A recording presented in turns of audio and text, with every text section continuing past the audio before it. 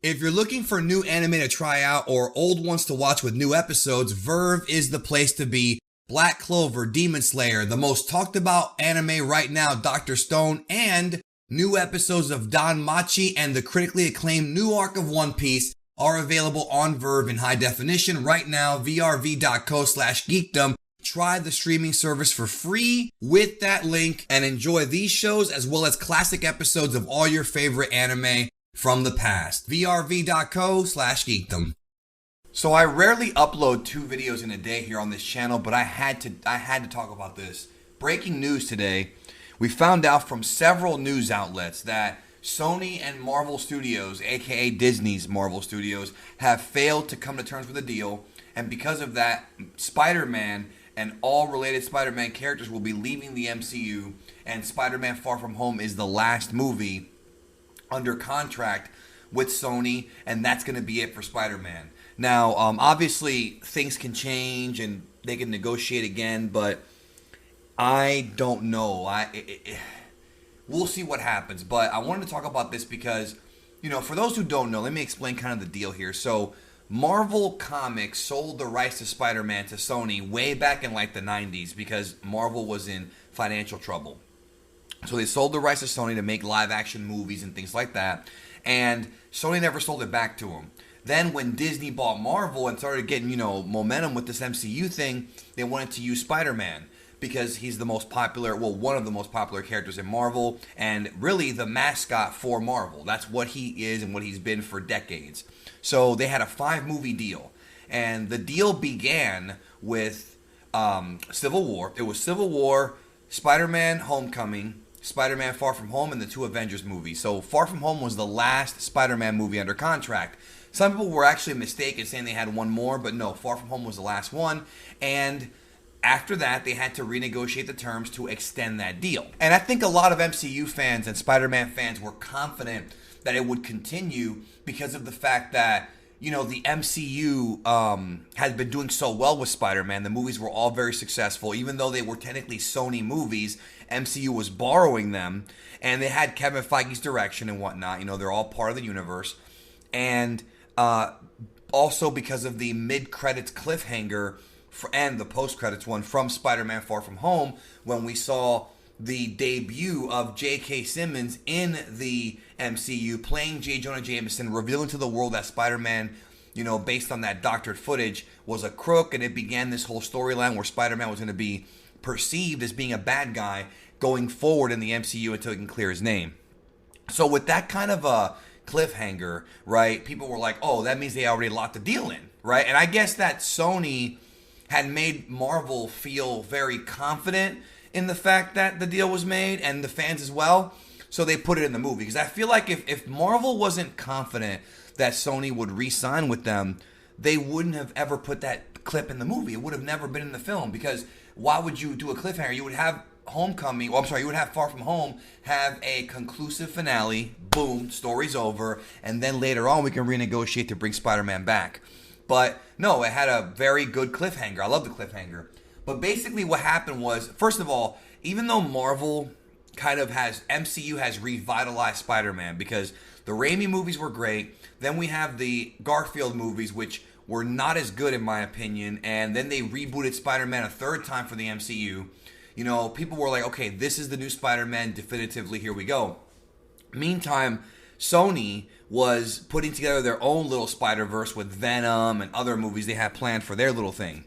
But they were still going to let the MCU borrow Spider-Man for these films. Well, not anymore. And what's crazy is, in reading about this deal, when I read about it months ago, actually, Sony, these are Sony movies, but, Marvel and Disney only makes I think 5%, like almost nothing. Sony makes the movies and Sony puts them out, and Marvel just says, hey, you're part of our universe. So it's a very beneficial deal for Sony, especially since the movie made $1 billion. Well, the deal that Disney wanted is to go 50-50. Okay, we go half on it. We split the cost and we split the income, the revenue. That's what I understand. Now, I haven't read all the contracts or anything, but that's what I've been reading. So I guess Sony did not want to keep 95%. Or I'm sorry, they did want to keep 95% and not give Marvel the 50%. and Disney refused to take the 50, or I'm sorry, the 5 this time, and now because of that, I guess there's no compromise, there was no deal made, and Tom Holland Spider-Man, I can't say Tom Holland is no more because he may continue to play Peter Parker in the Sony movies. They may actually keep going with that storyline in the Sonyverse, but it's not going to make any sense because it was in the Marvel Cinematic Universe with Iron Man, which Sony cannot use Iron Man. They can't use it. They could probably reference Stark at some point, but they probably cannot use for Iron Man any images or likenesses of Tony Stark. So where is this going to go? All I know is what pisses me off. First of all, everybody out there should already know it's about money. This whole thing is about money, and these are billion-dollar companies that can't come to an agreement on a franchise that they know for certain will make them both an extreme amount of money. And that sickens me. But people out there should know this by now. Like, y'all should already know by now that this whole thing's about money. And if they cared about the fandom and the fan base, they probably would have figured out a way to come to a compromise. Both companies would have. Maybe instead of 5%, it could have been 10%. But either way, these movies are going to make so much money. Spider-Man stories can go on forever, you know, when it comes to these films. There's so much history with this character. You know, almost 100 years, really. Well, like 70, but, you know, still, it could end up being 100 years. Well, it will at some point. And who knows what phase of the MCU we're going to be on by then. But I guess it would be, 2069 or 2065? Whatever. Either way, this character's been around for a long time. You get what I'm saying. You get my point.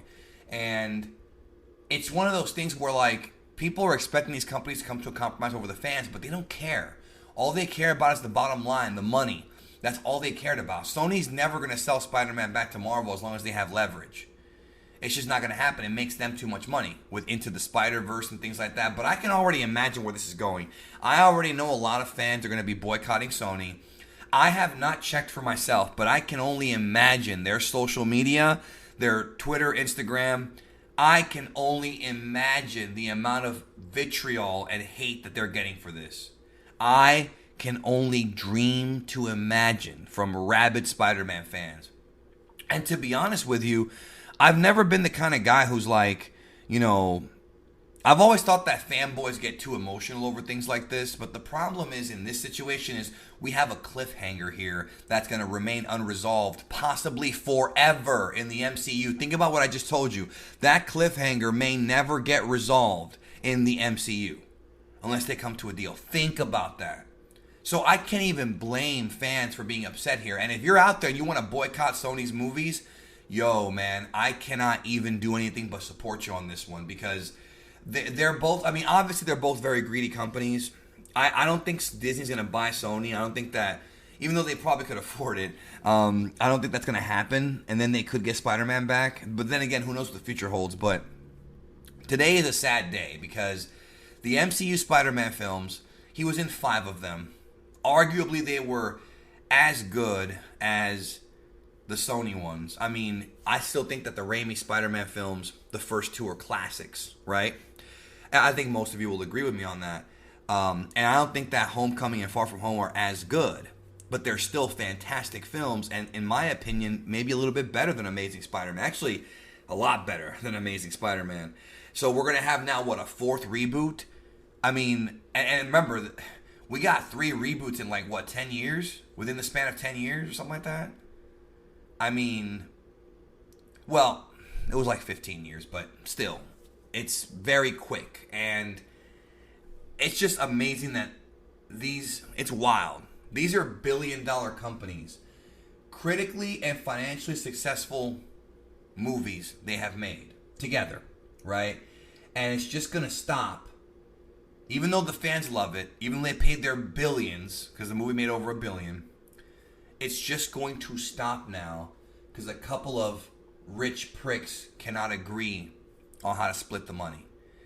That is absurd. Now, that kind of stuff happens all the time in business. If you study business, you know this stuff happens all the time. But good Lord in heaven. I'm not floored because I was telling people there were rumors that Sony might not come back. But when the cliffhanger in Far From Home happened, I was like, okay, well, they must have some kind of verbal agreement. Maybe the deal's already been made. It's fine. Now they're going to pull Spider-Man after that cliffhanger, I mean, it won't be the only one that doesn't get resolved. The Incredible Hulk movie from the Edward Norton one has all kinds of weird things that don't match up with the rest of the MCU, including Edward Norton playing Banner. But this, to me, is way more fresh. This movie made way more money than that one, and the MCU is established to make a profit for both Disney and Sony, and they can't figure out how to split the money. It's wild, dude. It's wild. And also, to me, this is going to kill that extended release. They're going to be putting out Far From Home again in theaters. I think that's going to kill that now. I think less people are going to go see that now because of this nonsense. It's wild, dude. It's crazy that they couldn't come to an agreement. 5%, 50%. Think about the fans. You're going to make billions anyways. Do they really need that much more money? I don't know. I don't know. But if you're angry about this, feel free to leave a comment and vent. Because this is some BS, dude.